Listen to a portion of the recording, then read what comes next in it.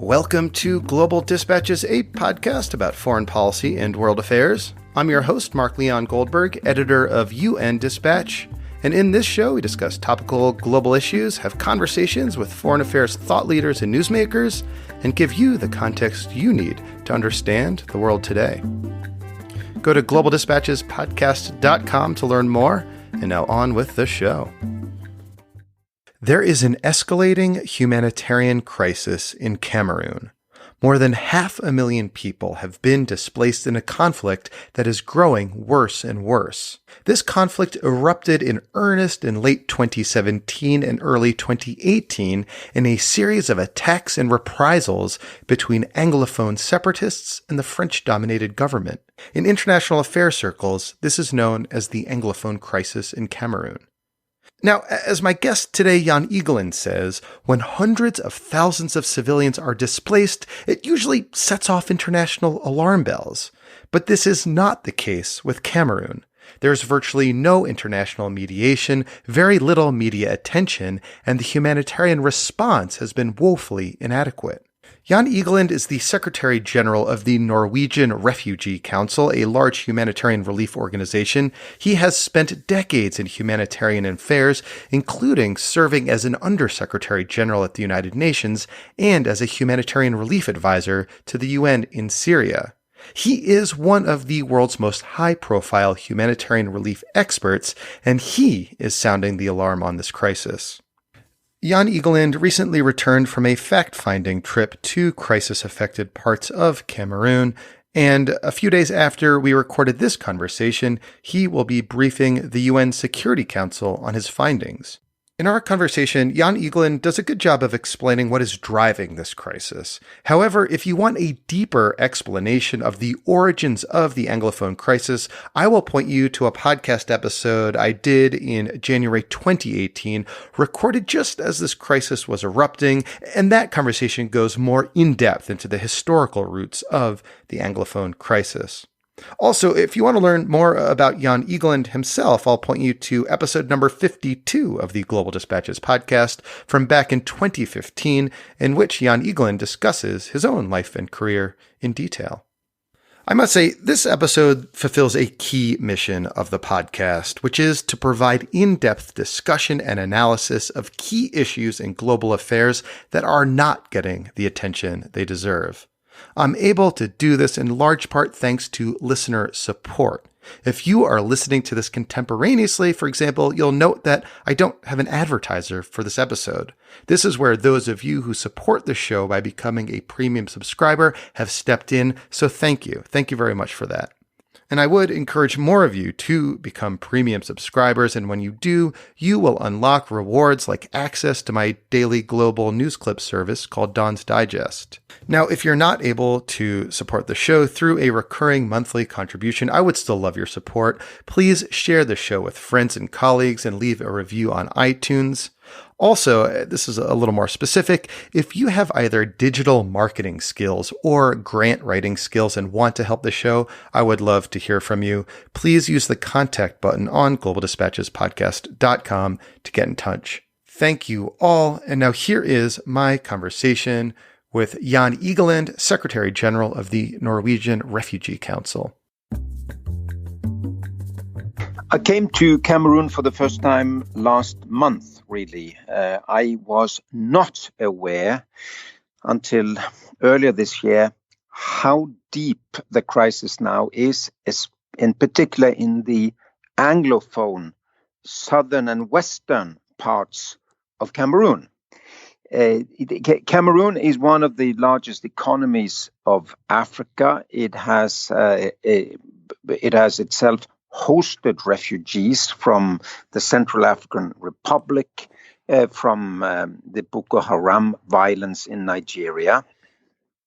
But it has now, in addition to those two humanitarian crises, the one caused by Boko Haram in the north, also within Cameroon, and the hosting of all of the refugees for the Central African Republic, it has now this tremendous crisis caused by conflict between people within the English-speaking parts of Cameroon in the west, south, and west of the country, and the central government. This is, of course, a remnant of the colonial times, and it is mind-boggling how now hundreds of thousands of people have been displaced and been the victims of this conflict. Yeah, I saw the latest data before speaking to you. It seems that well over 500,000 people have been displaced over the last, say, 20 months of this conflict as it's escalating. And as you said, that's kind of like a mind-boggling number, particularly in the context of Cameroon, which, as you said, was a fairly stable and robust economy until just, a year and a half ago. Yes, indeed. And what's in particular mind-boggling is that there is no international relief program that is commensurate to the scale of the suffering there. There is no international mediation. There will be a rare opportunity to speak on this in the Security Council on Monday, which I will be allowed to because since I was just there in a special sort of area formula, not in a formal session. There is hardly any independent media coverage of this. There is no program to really push the parties to stop with their atrocities. There is 1 million nearly children out of school because part of the conflict has been, grievances around education and educational systems and so on. So it's ended up with a horrific conflict with hundreds and hundreds of thousands of people displaced and suffering, and nobody seems to care internationally. I find that hard to understand. So I want to have you describe what you saw during your visit there. And I assume you went as part of your role as the head of the Norwegian Refugee Council, which is, one of the world's largest, humanitarian organizations. Yes. What did you see? Can you share some stories from that trip? Who did you meet? Yeah, I flew to Douala, which is the large commercial city in the south of Cameroon. You can fly there straight from Brussels. The next day, I drove with my colleagues of NRC to Buea, which is the capital of the southwestern province of Cameroon. It's a few hours drive, lots of checkpoints, and you see how militarized this southwestern part has become.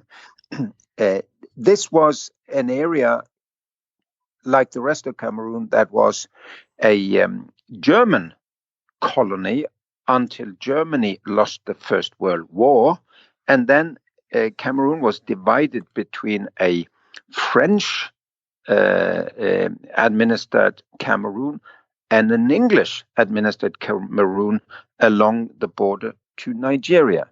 So in 1961, part of this English-speaking part went to Nigeria, and the other part went southwest, northwest to the French-speaking Cameroon.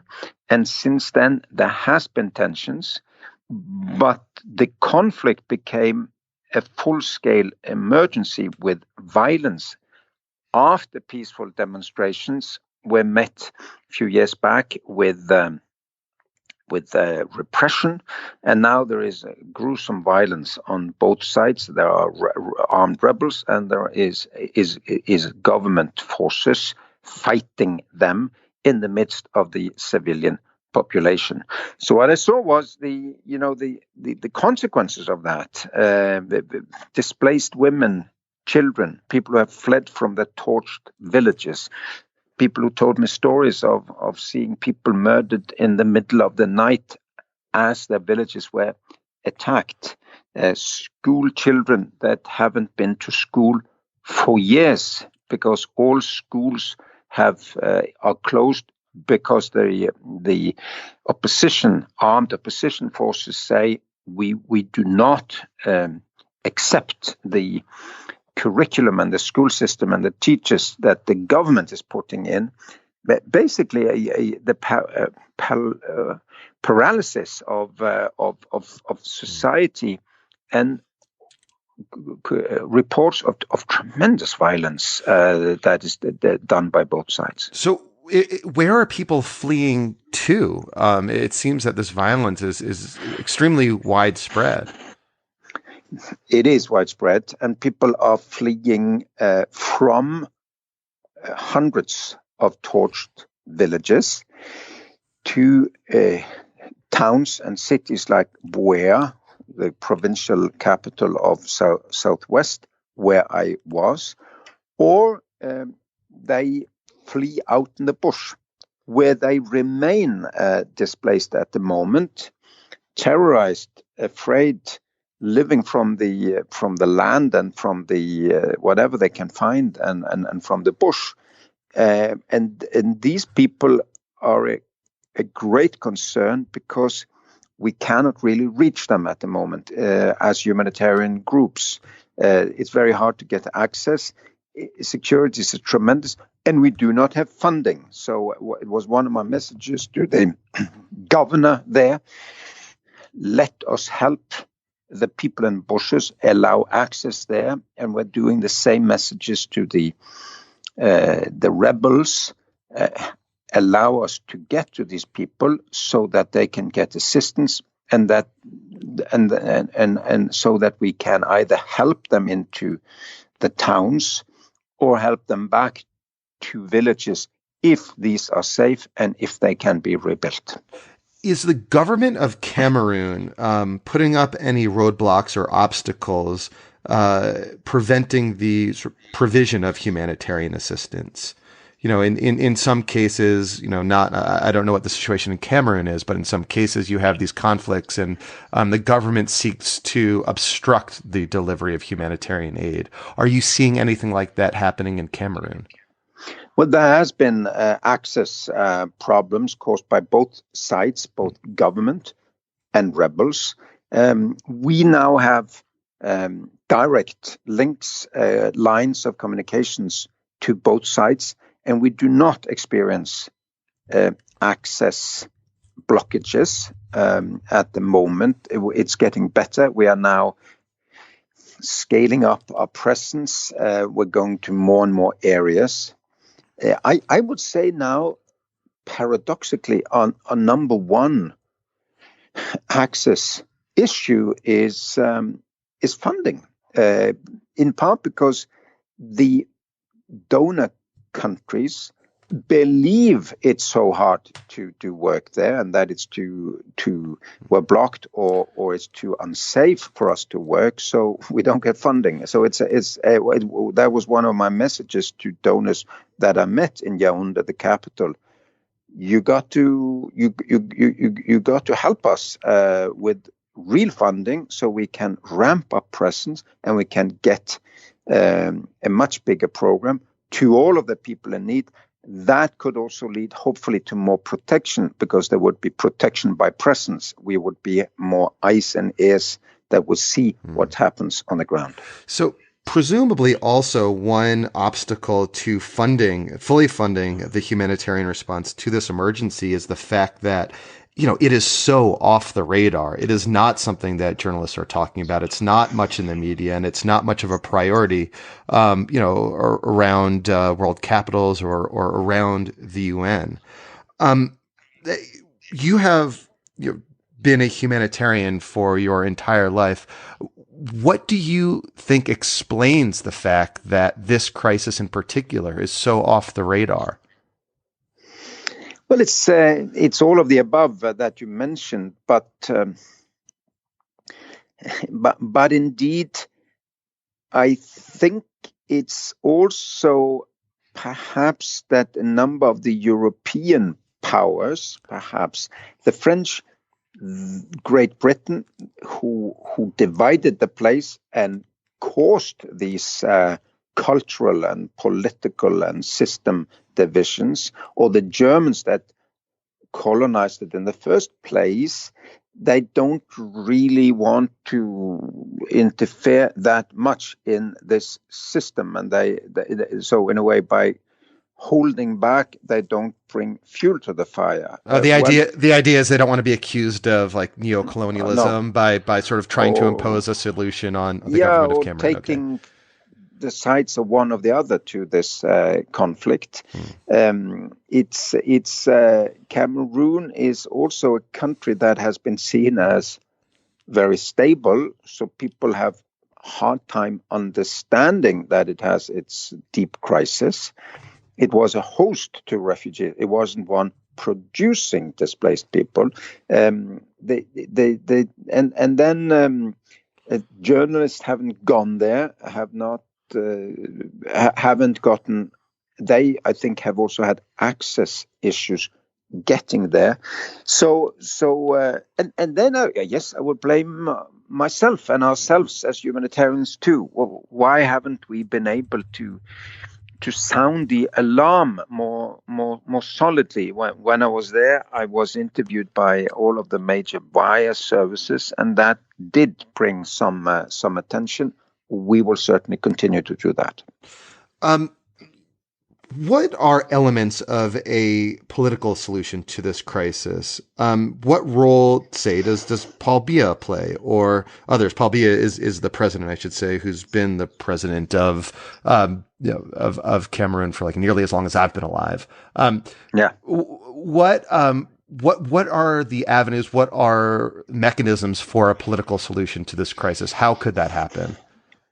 Well, it could happen by grown men sitting down, discussing and talking to end grievances and find compromises instead of trying to kill each other and end up killing women and children instead. I feel like you've probably given that answer before in different contexts. Yes, it's not the first time. I mean, of course, for those there, it seems to be very complicated. It's a lot of political, cultural baggage here. The two languages, the two systems, the Francophone, the Anglophone, also educational system, judicial systems that come in. Center periphery, the central power being too much wanting to control and not delegate, the regions wanting to have much more self-rule, and now which again results the conflict into rebels wanting independence. What we need would be sound third-party mediation efforts. That could be African, UN, churches, whatever. We need mediators there. We need in my view, to try to start with the educational system. It is insane that grown men conflict result in a generation of children being lost to illiteracy. It's in a way we have to call a spade, say you're crazy to not sit down. And that's both the government and the rebel side. There are real issues regarding curriculum and teachers and systems and whatnot. All of that can be solved. There are many places on earth where there are minorities who have felt discriminated with education and where good solutions have been found. So on Monday, we're speaking on Wednesday. On Monday, you will be briefing the Security Council in what's known as an ARIA-style formula meeting. This is sort of the term of art used around the UN to describe Security Council meetings in which members of civil society like yourself are engaging the Security Council in a meeting. It's not like a formal Security Council meeting, but it's your opportunity to tell diplomats of the Security Council your views, your thoughts on the issues. What are you going to be telling the Security Council on Monday? What message? What's your first, second, and third points that you want to make? Well, I will bluntly say what I saw and what I learned, including in the far north, where the Boko Haram violence still displaces people, and where they cannot return back home. Still, many were displaced in 2014, and the dwindling funding and interest also there is a major problem. I will tell the Security Council what the mothers and the children told me of their the horror stories they told me, and then I will suggest mediation, conflict resolution, preventive action, early intervention in terms of humanitarian, human rights, and peacemaking efforts. As I will say that the atrocities has to stop. There needs to be ceasefire. There needs to be a ramping up of the humanitarian presence, much more funding. We need to be more organizations there, and those of us who are there need to have a much stronger program and much better funding. Do you think that the Secretary General should appoint some sort of mediator to this conflict, to this issue? Well, it could be the UN. It could be some African institution. It could also be a national mediator for that matter. I think the UN has to facilitate conflict resolution efforts. Because 500,000 people who have fled do not lie. I mean, there is an enormous problem, and as bad as this is now, it can get much worse. So this conflict still are in early days. It has to end now, and indeed the UN has vowed, including the Secretary General, to be much stronger in conflict prevention and conflict resolution. So let Cameroon be an example of that. So finally, in the coming days and weeks and months, what will you be looking towards either on the ground or in broader diplomatic circles that will suggest to you the trajectory of this crisis? Are there any certain inflection points coming up that might inform how this crisis will unfold in the coming days, weeks, and months? Well, I think, the jury's really out on whether we wake up to the amount of and the scale of this crisis and start to do peace work, human rights works, and humanitarian efforts that are commensurate to the crisis. It is a good thing that the US with Germany and the Dominican Republic, I believe, have organized this first area-style meeting of the Security Council. I hope we can get more international attention to the situation. I hope we will have also a much larger humanitarian program there, which would lead to more international presence, which again can be civilizing, I hope, to the conflict. I also hope that the diaspora from these areas would not want to scale up the conflict, not want to fuel this fire, but rather be interested in conflict resolution, in dialogue. And my invitation has been in my communication, let's start with education. Thousands of schools have been closed. They need to open. Let's sit down and agree on a way to reopen schools. Children should not be punished for the grievances of grown-ups. Well, Jan Egeland, thank you so much for your time. As always, I really appreciate speaking with you. I always love hearing your thoughts on issues around the world and for shining a light on this situation in Cameroon. Thanks for your attention to Cameroon.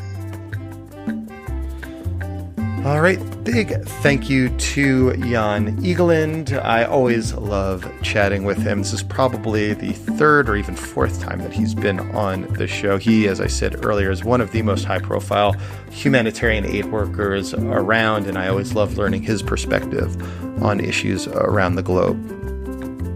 And as I mentioned at the start of the show, please do get in touch with me, specifically if you have digital marketing skills or grant writing skills and you want to help the show. I could use your support, and I would love to bounce some ideas off of you.